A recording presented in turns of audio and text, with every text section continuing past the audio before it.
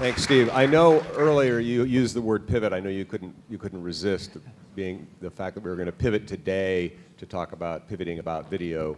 But I think it's useful to recognize that if we're doing video right, it could well be about subscribers too.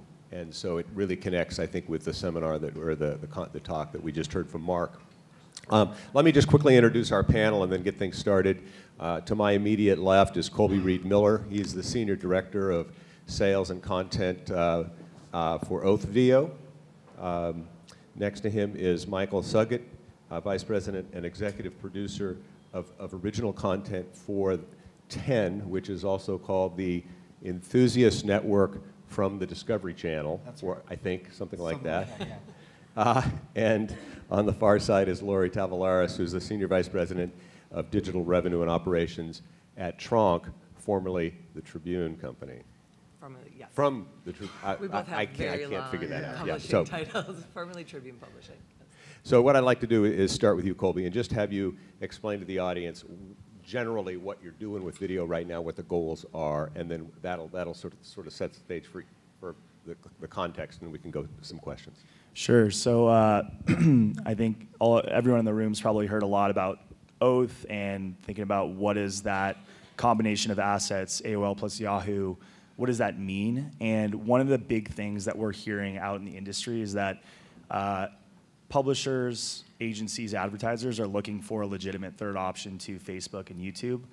And so what I'm focused on is making that a reality, and especially when it comes to distribution and monetization of video content. And what we've built is a platform that allows publishers and agencies and brands to distribute and monetize their video content with the same level of ease and consistency that they do with a YouTube or a Facebook, but at that same level of scale. And it means activating across the open internet on publications like AOL.com, Yahoo.com, Huffington Post, but also thousands of third-party publications like we were seeing earlier, The Economist, The Guardian, et cetera.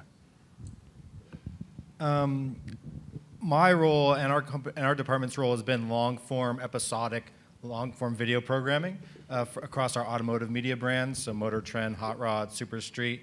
And so we came at it from the long-form side of things 6-7 years ago when YouTube was funding original media partners to try and get beyond user-generated content.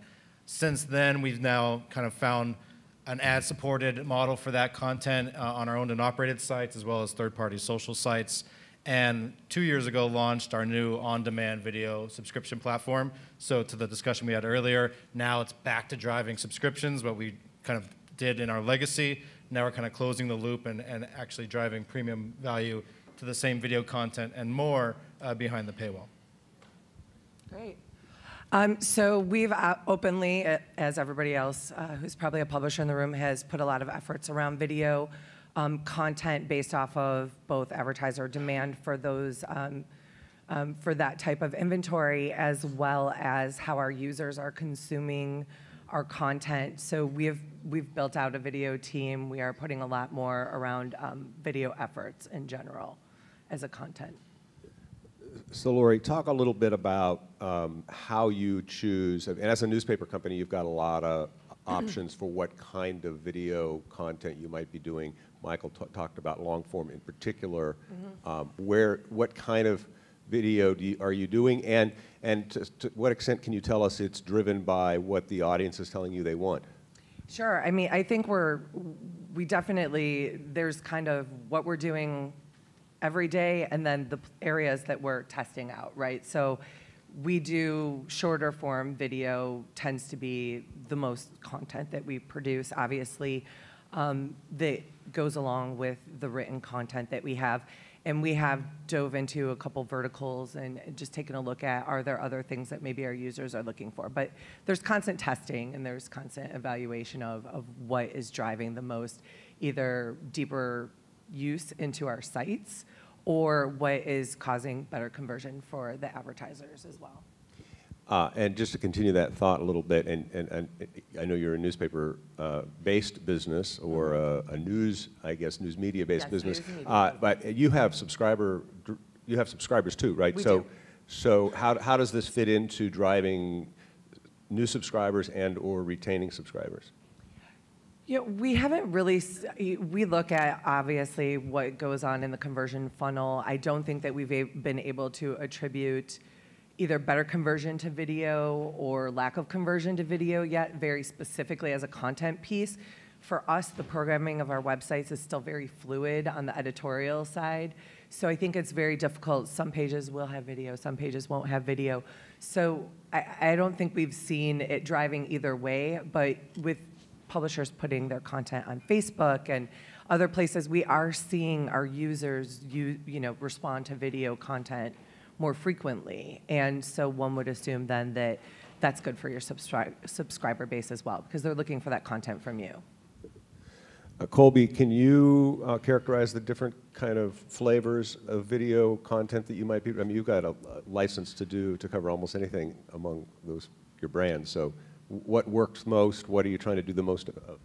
Yeah, so I think we're in an interesting spot where we have our owned and operated content that we're produced by all of our brands, AOL.com, Huffington Post, TechCrunch, Engadget.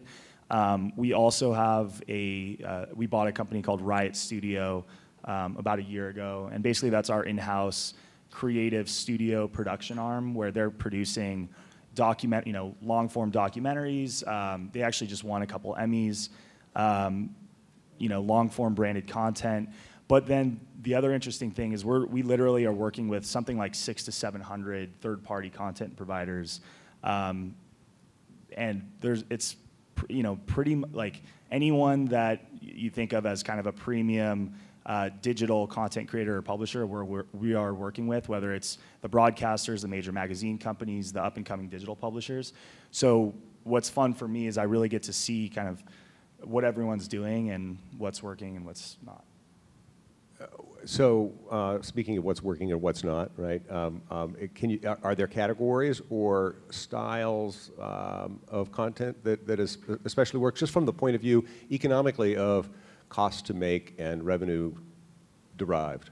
Yeah, that's a huge question. Obviously, like what works, but I think what comes to mind. There's obviously short form. I think our platform was originally built around shorter form content, and we've done really well there. We're doing hundreds of millions of video views with the broadcasters, and we see that there's a large appetite for short form video content on what I'll call kind of the open internet, which is editorial pages on the internet. When people go to a website, they're not going there typically to watch a 20-minute long piece of branded content. They're going to watch, a 30-second or a minute-long piece of video content that's contextually relevant to the article. So that's what we've seen work really well kind of across the open internet. And then from a monetization perspective, I think a really big trend that I'm seeing, especially when you're starting to talk about long-form content, is branded content. And I know that's been kind of like a buzzword that's come and gone in the industry over the last few years. But I think that that's really where a publisher can extract the value of longer form content of their brand and charge premium CPMs or CPVs rather than just slapping, an extra mid-roll into a 20-minute video.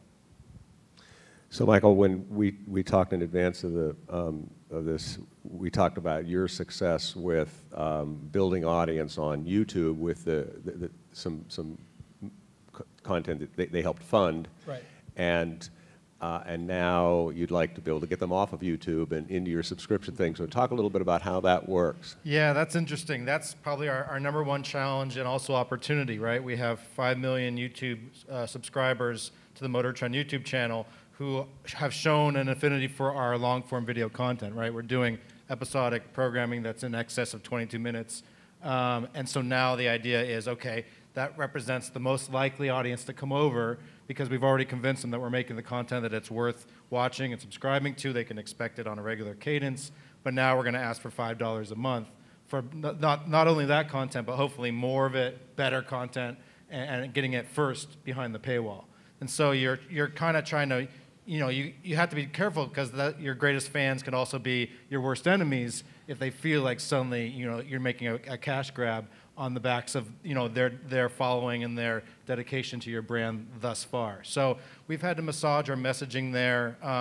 We do a windowing strategy where it premieres behind the paywall 60 days in advance, and then it ends up on YouTube. Some of the programming only obviously stays behind the paywall, and then you might have longer versions there. And that's been the dance that we've been trying to dance over the last year.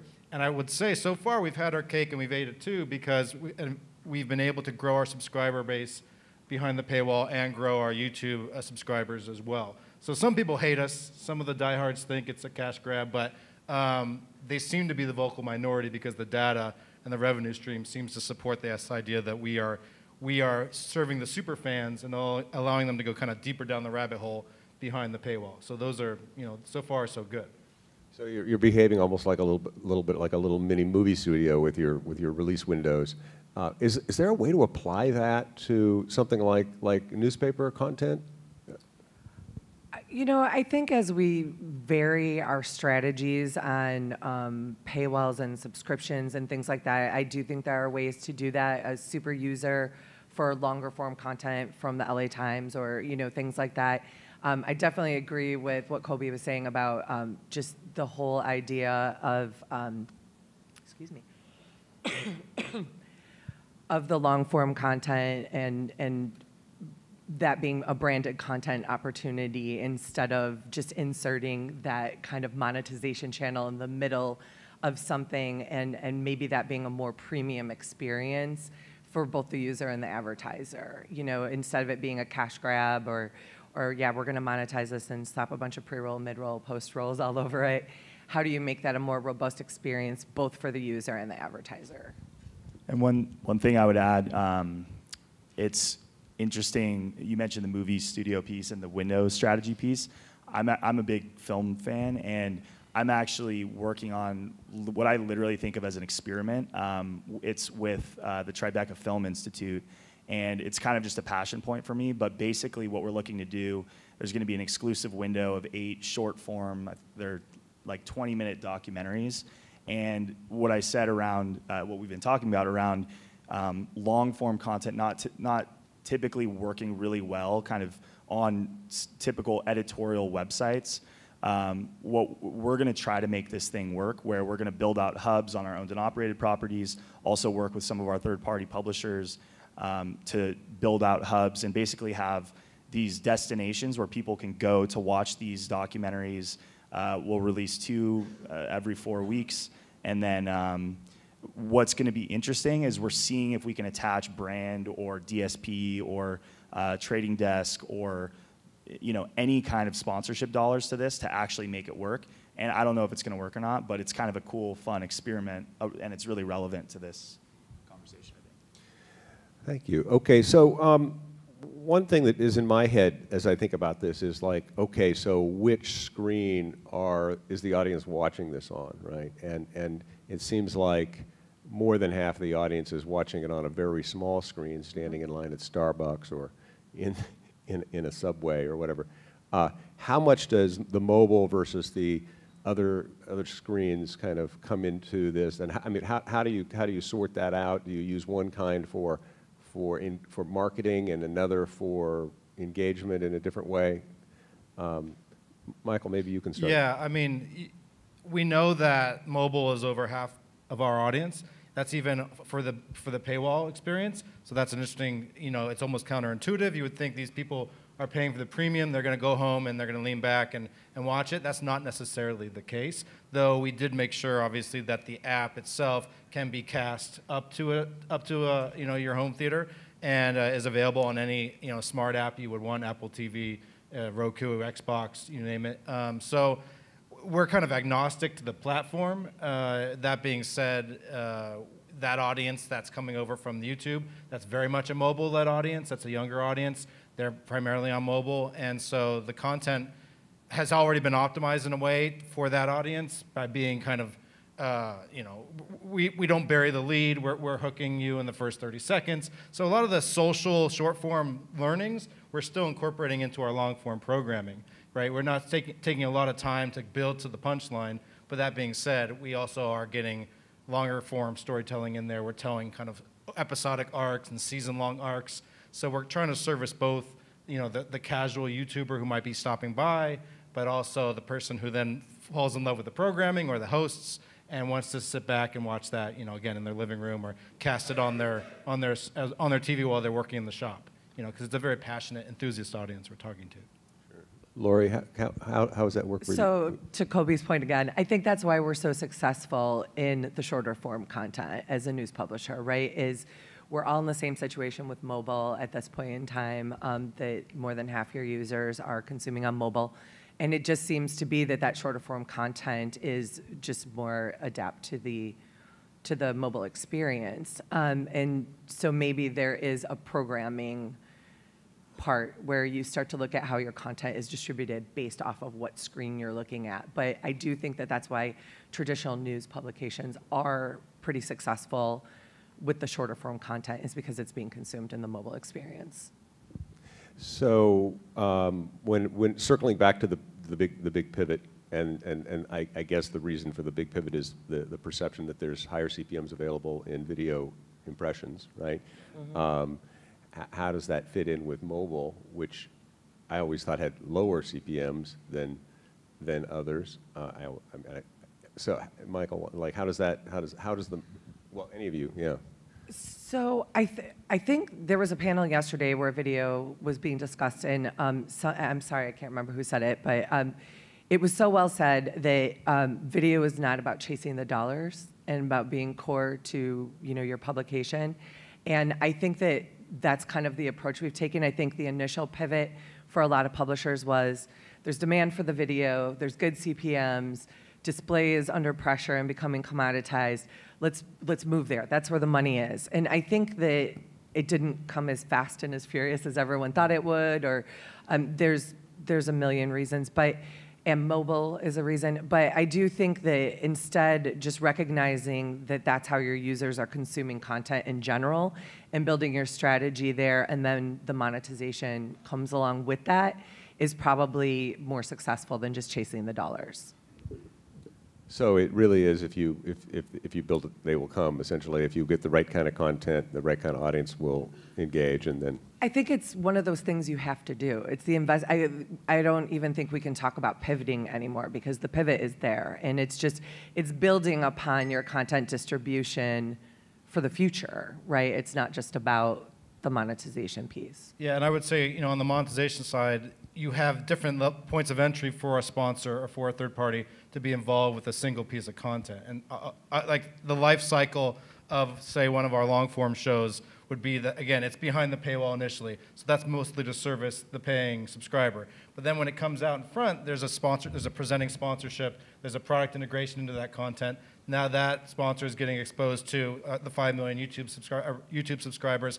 Then we're doing a 90-second encapsulation of that story that serves on Facebook, 60 on Instagram. So now that same sponsor or third party is getting exposure to those impressions, and our ad sales team is selling pre-roll in front of that content if it's appearing then on our owned and operated website. So if you think about that single asset has now made its way through the ad sales department across multiple kind of distribution, entry points, and that that integration now has a real value because we've kind of we've leveraged them across every eyeball that we had to offer on the video side. Yeah, that's I totally agree with that. I think like a few years ago, the big focus, the pendulum swung away from the value of content and towards programmatic, and everyone was looking at how do you increase your programmatic eCPM. What I think we're seeing is the pendulum has really swung back towards the value of the content itself, and agencies and advertisers will pay a premium to be adjacent to that premium video content. And they're having what didn't exist a few years ago. If people wanted to buy Vogue pre-roll, they only wanted to be on Vogue.com. Advertisers and agencies are having to become accustomed to the fact that their ad is going to run adjacent to Enthusiast Network or HuffPost.com content on mobile, on Facebook, on YouTube.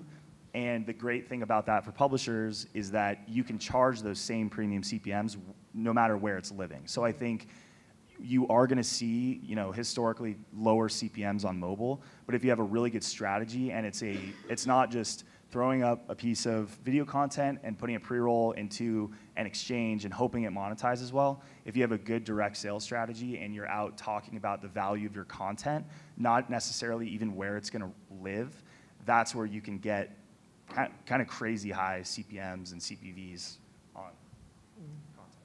Okay, well, so you can, I think we have agreement, you can achieve higher CPMs, which is a nice thing to hear. But I also think there's higher costs associated with video. So what do the margins look like on that compared to display? I mean, so if you're talking from a content creation standpoint, yes, it's more expensive, right? And I think that is taken for granted when it comes to just producing the traditional website, right? Because that's a more seamless, you went from the newspaper website, the newspaper to, and some of the editorial staff's the same, right? And video is a very specific production. So I don't, it doesn't probably always look great on a margin standpoint for everyone, but I do think it's necessary, right? And that eventually the economics of it will improve.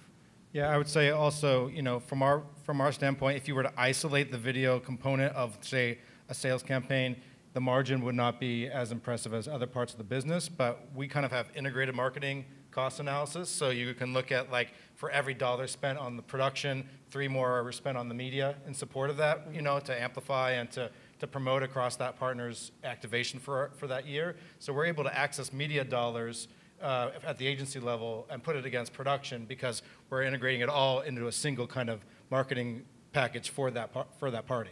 So when you take it in totality, it ends up being really, profitable, and more importantly, we would not have gotten that ancillary business on the media side without the video portion at the center of that campaign. So, we kind of take a holistic approach when we go out to ad sales, and they package together media plus production plus social plus amplification. We bundle it all together, so the margin actually, when it's all said and done, is still competitive. Do you do the same thing, Colby? Yeah, I think it's all about amortizing that cost over a overall media plan, and I think what we've seen, and this doesn't quite make sense to me, and this may change, but you see these media plans where, because there is a production element, you can charge really high CPVs across an entire media plan, and everyone's still kind of trying to figure out this production distribution landscape. So I think, if you put a good sales pitch together and the brand loves the content and there's that production element, you can't, not only can you make the same margins, you can actually make better margins. Okay. I'd like to see if there's somebody in the audience who wants to talk about their video strategy and maybe a problem you're running into or a success story that you've had with video. Anybody in the audience that, sorry, I can't see very well out there.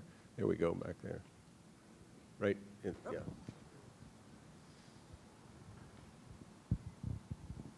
Hi, I'm Jay Kuo from the Social Edge in New York City, and we started video on one of our flagship pages, the George Takei page, about a year ago, and we did it at a time where there was no way to monetize. Just about a month ago, I think Facebook started letting some people into the monetization campaign, but all the wild projections were way off from what we're seeing. Although they aren't terrible, they're slow to grow. And so, but we're sort of also stuck with Facebook's mid-roll requirement. I wanted to get your opinion basically on what you think of mid-roll advertising, whether it's here to stay, whether it's going to go away, and how the user experience is from your standpoint on that. I personally find it super disruptive, and I don't love it, but I don't know if it's here to stay. I probably haven't spent a lot of time, looking at metrics and kind of analysis around performance for that, even for the advertiser or bounce rate. I find it really disruptive. I'm not in love with the mid-roll unit. Yeah, I mean, we tested out in the beta program, it must be 90 seconds and to serve your first mid-roll. For us, if it was just about the mid-roll revenue, to your point, the CPM was pretty bad. But in our case, the main purpose for us was at the end of it, we had a call to action to say if you want to watch the full video or the full episode, check out our Motor Trend On Demand, right? So we were kind of leveraging it to serve multiple purposes. We're happy to take the mid-roll revenue, but that's not the primary function of that piece of content, right? It's more of a driver to come back to our owned and operated, paywall.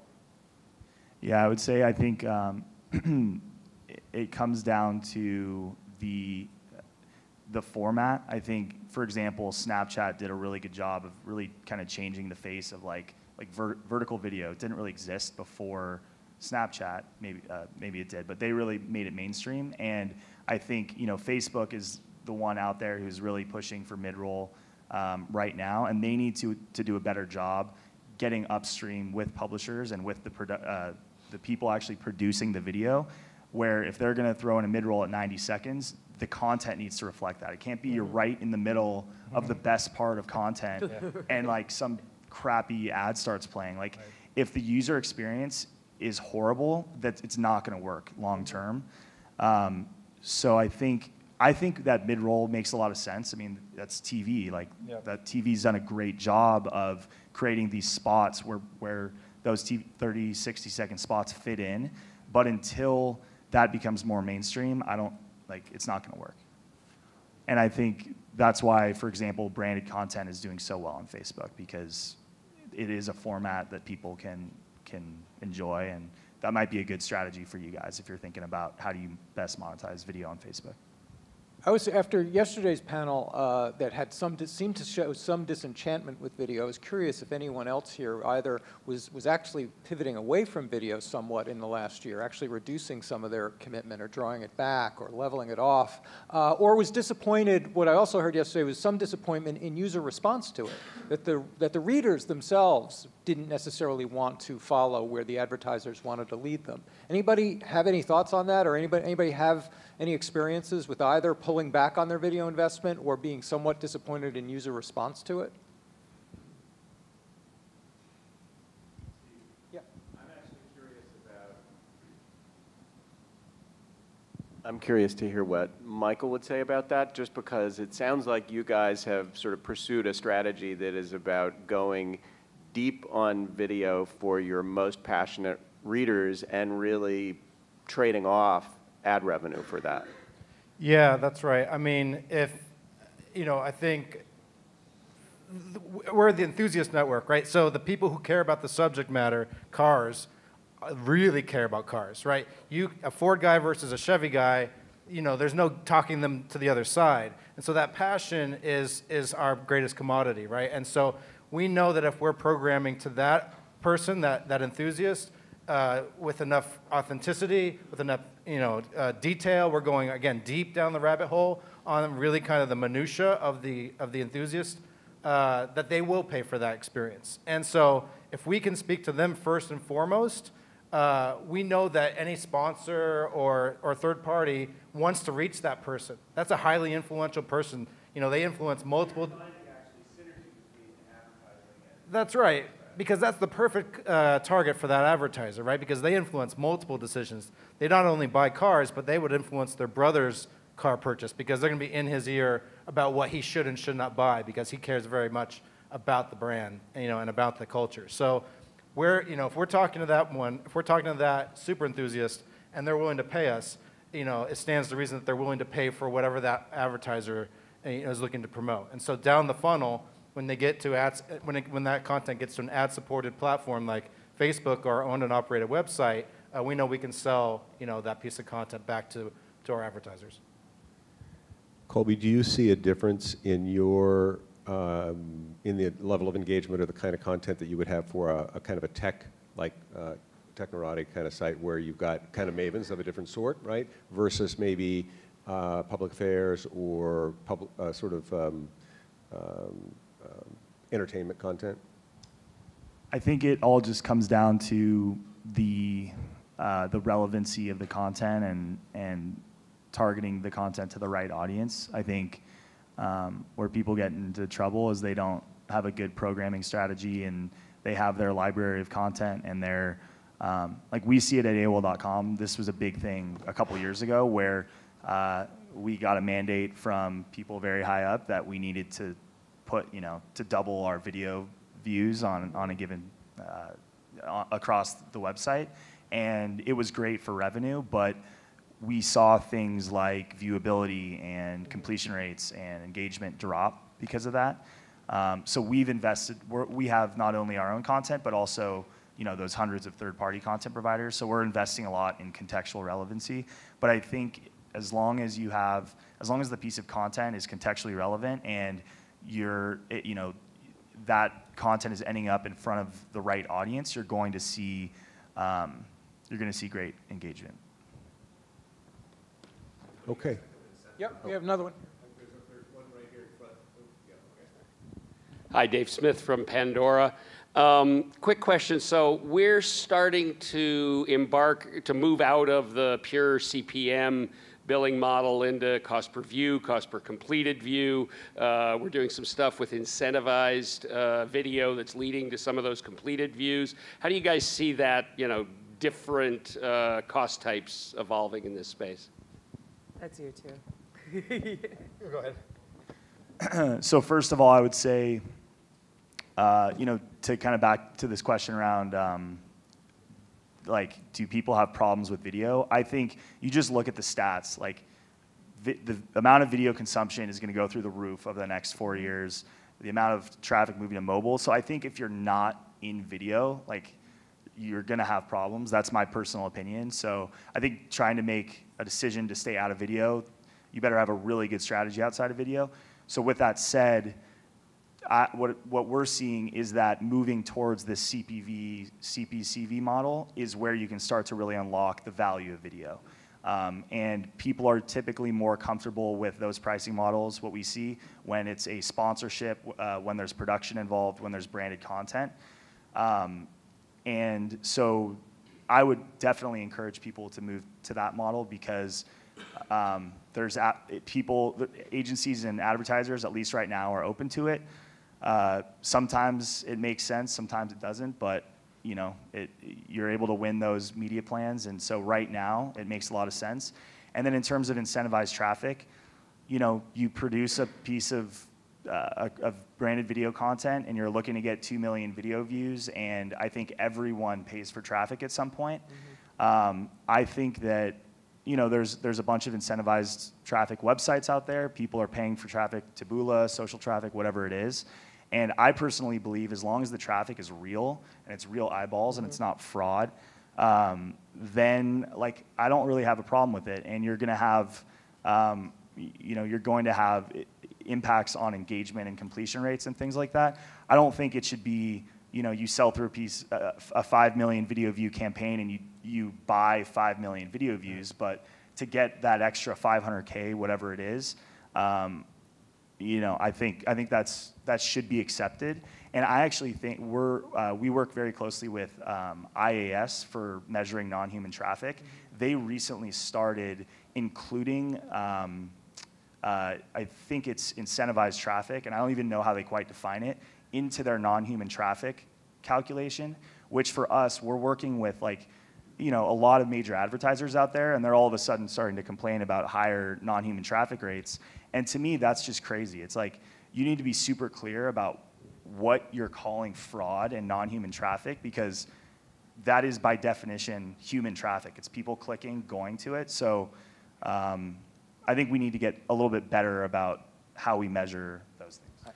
I would just say on the content side, Go Okay, I ahead. was Finish saying, your point. We're running long. yeah, I was just going to say on the content side, on the creative side, we actually view the amplification as a challenge. In other words, we know if our editorial programming goes out, it's going to do X amount of views and X amount of likes, comments, shares. But when we do a branded content piece where we've ideated against RFP for a client, we always put aside X amount in amplification. But we won't spend it if we don't need to. And so really the challenge then falls back on us as creatives.